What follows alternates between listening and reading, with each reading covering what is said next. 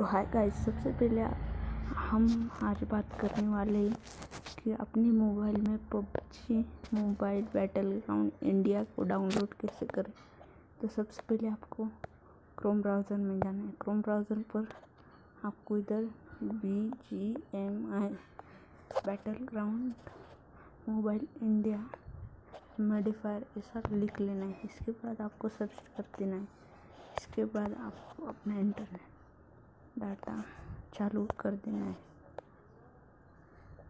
इसके बाद आपको सेकंड नंबर पे जो लिंक मिलेगी आपको उस पर क्लिक कर लेना है। जिसे आप क्लिक करोगे आपके सामने कुछ ऐसा इंटरफेस नज़र आएगा। इसके बाद आपको नीचे आ जाना है। इधर आपको दो लिंक मिलेगी, एक होगी APK फाइल, दूसरी होगी OBB फाइल। तो आप इन दोनों को डाउनलोड करके अपना Indian battle ground mobile India खेल सकते हैं। मैंने पहले से डाउनलोड किया हुआ है।